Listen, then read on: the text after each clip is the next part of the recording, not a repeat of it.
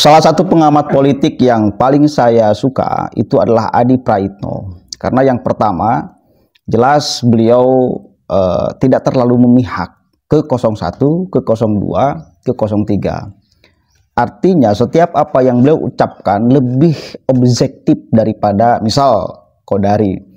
Kodari itu jelas berpihak kepada 02, meskipun saya memilih Prabowo Subianto. Tetapi di dalam pandangan-pandangan pengamatannya, pasti akan mengarah supaya orang itu memilih atau mengafirmasi apa yang dilakukan oleh 02, kan itu ya.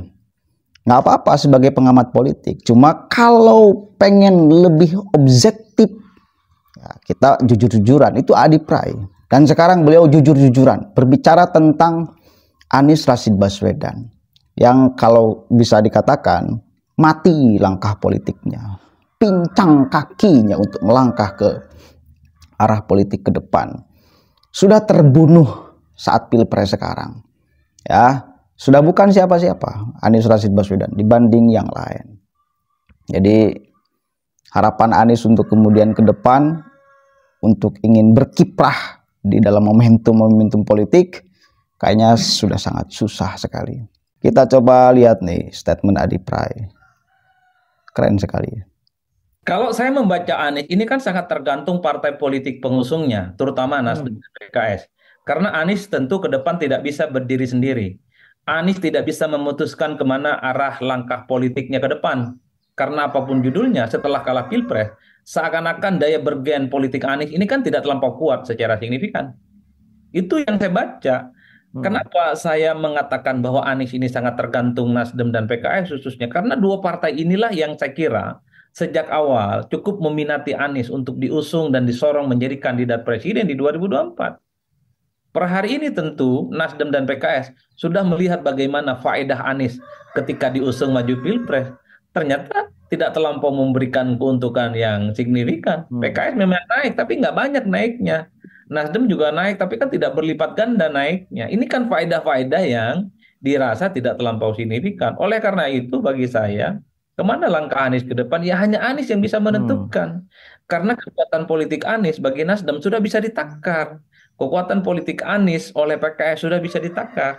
Satu-satunya yang paling mungkin bisa dibaca, Anies sangat mungkin disorong kembali untuk maju dalam Pilgub DKI Jakarta. Ini tentu untuk merawat stamina politik Anies supaya terus menjadi pejabat publik, supaya terus mendapatkan panggung, merawat bagaimana kekuatan politik Anies di 5 tahun yang akan datang itu tetap terjaga dan mendapatkan proporsi dari pendukungnya yang per hari ini ya relatif masih agak solid. Cuman kan pertanyaannya, apa mungkin Anies mau? Ini kan semacam menurunkan level kelas politik Anies yang dari nasional calon presiden tiba-tiba harus kembali ke Jakarta yang saya kira grade-nya itu di bawah kontestasi nasional dan maju di Jakarta belum tentu juga bisa menang karena begitu banyak nama-nama besar yang saya kira akan siap menghadang seperti Ridwan Kamil. Apapun judulnya, Ridwan Kamil itu populer di Jakarta. Elektabilitas dan popularitasnya itu kan 11-12 dengan Anies Baswedan. Tentu ketika disokong dengan mesin-mesin partai yang solid, ya, terutama partai pendukung nomor 2 misalnya, kalau betul Ridwan Kamil disorongkan di Jakarta, tentu bukan ancaman yang main-main bagi Anies Baswedan kalau Anies ingin maju kembali di Jakarta. Tapi overall bagi saya, Anies kalau bicara tentang pejabat publik, itu sangat tergantung bagaimana karpet merah yang disediakan oleh PKS dan Nasdem. Tanpa itu semua, sulit bagi Anies ya, saya membayangkan untuk mendapatkan panggung politik di masa yang akan datang. Mungkin tanpa itu semua ya Anies harus berpikir bagaimana terus merawat panggung politiknya ini. Mungkin bikin ormas, mungkin bikin organisasi, atau mungkin bisa menjadi bagian dari kader partai politik tertentu, khususnya Nasdem ataupun PKS. Karena kalau membayangkan Anies masuk kabinetnya Prabowo, rumit bagi saya, Pak. Nggak ada rumusnya. Ya, jadi itu yang tadi Bung Adi bilang bahwa Prabowo menyatakan diri pengen merangkul itu berarti menurut Anda kemungkinan Anies diajak kecil ya? Ya, yang dimaksud dan kemungkinan Anies mau juga kecil gitu ya? Ya, dari segi Prabowo yang dimaksud dirangkul tentu adalah elit-elit partai yang saya kira punya kontribusi besar, jejaring besar, dan dukungan-dukungan politik yang besar, terutama untuk mengamankan kepentingan politik 5 tahun yang akan datang. Karena bagi Prabowo tentu saja tidak tidak mau kebijakan politiknya itu kan mendapatkan protes dan resistensi terus-menerus. Jangankan akan expose ya, akan mengaksentuasi semua kebijakan politiknya. Kalau terus-menerus melawan kekuatan politik oposisi, energinya habis sehingga nggak produktif 5 tahun yang akan datang. Jadi yang saya sebut merangkul itu adalah putra-putri terbaik yang saya kira memang harus memiliki jejaring network dan backing politik yang cukup luar biasa, terutama ketika dibutuhkan untuk menjaga stabilitas politik tertentu. Setelah Pilpres, ya rasa-rasanya Anies tidak bisa mengkatalisasi para pendukungnya. Jadi Anies sekalipun protes ya pendukungnya juga belum tentu bisa mendukung. Tapi beda kalau yang protes Nasdem, tapi beda kalau yang protes PKS. Mereka punya konstituen, mereka punya anggota dewan, mereka itu punya elit-elit yang setiap hari bisa speak up, melakukan perlawanan terhadap kubu pemenang. Tapi Anies kalau mau melawan, ya Anies sendiri yang melawan, pendukungnya kan. Kan Ya, itu ya, ya. yang saya sebut bahwa sekalipun ada keinginan merangkul pihak-pihak tertentu, yang saya tangkap pihak tertentu itu adalah elit partai, punya kekuatan politik, dan tentu dia punya jejaring dan akses yang saya kira cukup bisa diandalkan oleh Prabowo untuk mengamankan stabilitas politik 5 tahun yang akan datang. Inilah yang saya kira memang Anies sangat rumit sebenarnya dibayangkan, karena per hari ini bukan kader partai. Jadi sekalipun Anies bicara, itu tidak bisa mewakili Nasdem. Ketika Anies protes, itu juga tidak bisa disebut mewakili PKS. Ya Anies hanya akan mewakili dirinya sendiri. Ini yang kemudian menurut saya bagaimana Anies ke depan ya tentu Anies lah yang paling tahu dan tentu sangat tergantung bagaimana tawaran dari PKS dan Nasdem. Hanya kedua partai ini yang kelihatan sejak awal cukup meminati Anies ya sebagai lokomotif garda terdepan yang sering mereka perjuangkan untuk kontestasi politik. Kalau PKB? Kalau PKB saya kira Anies. lebih. Kalau PKB dengan Anies ya pasca Pilpres ini sudah wassalam. Karena bagi Wassalam. PKB sudah tidak ada intensi apapun. Pilpres sudah usai, PKB sudah mendapatkan faedah elektoral karena mampu mengonsolidasi kekuatan politik Nahdliyin. Tapi pasca itu apa keuntungannya bagi PKB ketika terus bergandengan dengan Anies? Tidak ada. Oleh karena itu ya ini adalah kepentingan yang menurut saya sebentar lagi akan bubar jalan. Karena PKB juga akan fokus untuk bicara tentang soal kemungkinan menyusun kekuatan politik mereka menghadapi pilkada serentak nasional yang akan digelar pada tanggal sekitar di pertengahan bulan November. Dan itu persiapannya harus dipikirkan sekarang. Artinya apa?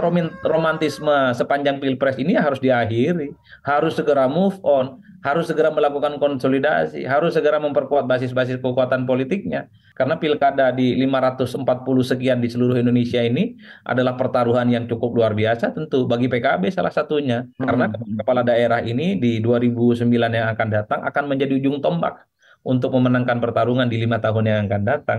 Jadi itulah yang saya membayangkan Bang, soal masa depan Anies bagi saya rumit. Ya tergantung Anies sendiri dan tergantung kalau ada partai yang minat untuk terus mengusung Anies ya. Karena ya per hari ini Anies ini ibarat pemain bola yang bebas transfer, tidak ada yang berhak klaim Anies. Dan Anies bisa suka-suka, boleh berpartai boleh, tak berpartai juga boleh. Tapi praktis setelah putusan MK ini tentu Anies kaki politiknya itu ya seakan-akan sudah tak sekokoh dulu lagi. Basis politiknya tentu mulai tercerai-berai karena basis dukungan politiknya dulu kan berbasiskan dukungan partai dan partai tentu sudah mulai bersiap menghadapi pilkada secara serentak nasional. Oke. Kenapa saya ambil statement Adi Pray dan kenapa saya pakai kalimat-kalimat di awal? Adi Pray lebih ke sangat objektif di dalam melihat 01, 02, dan 03, termasuk tokoh-tokoh politiknya, termasuk Anies Rashid Baswedan. Karena supaya gini, pengamat politik Adi Pray ini melihat objektif, bukan di dalam sisi untuk menyudutkan. Kalian itu yang suka sekali kepada Anies pasti akan menganggap wah ini menyudutkan. Enggak, saya enggak melihat menyudutkan. Beliau sedang berbicara tentang fakta.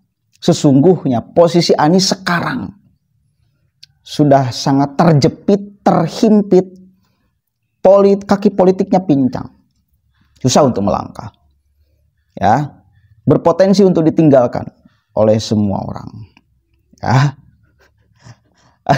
Faedah elektoralnya juga nggak jelas kan. Nasdem apakah mendapatkan faedah elektoral ketika beliau partainya mencalonkan Anies Rashid Baswedan? Enggak. PKS juga tidak terlampau mendapatkan faedah elektoral. Jadi Anies itu ya hanya Anies. Pendukung Anies yang natural itu sampai sekarang yang jelas orang-orang FPI, yang jelas orang-orang HTI, wis. Itu simbol politik orang FPI per hari ini saya lihat Anies. Simbol politik orang HTI per hari ini ya Anies. Dan FPI bukan partai politik. Dan HTI bukan partai politik. Dan FPI serta HTI dibubarkan oleh pemerintah karena punya tujuan politik organisasinya bertentangan itu dengan kita punya ideologi ini Pancasila. Ya, itu Anies itu hanya simbol politik kelompok-kelompok itu. Dan kalau kita lacak kemarin yang demonstrasi di KPU, yang demonstrasi di depan DPR RI, yang demonstrasi di Mahkamah Konstitusi, cek tokoh-tokoh yang orasinya, lacak identitasnya, pasti tergabung dalam FPI, dalam HTI, atau paling tidak mereka-mereka yang selalu mengafirmasi gerakan politik FPI dan HTI. Cek aja. Kemarin ada yang teriak-teriak, namanya Eka Jaya. Apa dia katakan? Di depan gedung Mahkamah Konstitusi, kita akan sweeping seluruh menteri. Gantung menteri-menteri yang bersaksi di Mahkamah Konstitusi. Brutal banget kan kalimat-kalimatnya. Ketika saya lacak, HTI bos. Ya, orang HTI itu bukan menginginkan untuk perbaikan. Ya, bukan ingin perbaikan pemilu. Ingin pemilu jujur dan adil. Bukan. Sedari awal pikiran mereka mengharamkan demokrasi kok. Maka sejujur apapun proses pemilu, ya, seadil apapun proses pemilu, di pandangan mereka, produknya pasti kotor. Produk pemilu itu pasti kotor. Karena produk demokrasi. Demokrasinya di pandangan mereka bangsat, setan. Itu bos. Problemnya di sana. Bukan, mereka itu bukan ingin memperbaiki, ingin merusak, ingin mengganti sistem. Kelihatan kan? Assalamualaikum warahmatullahi wabarakatuh.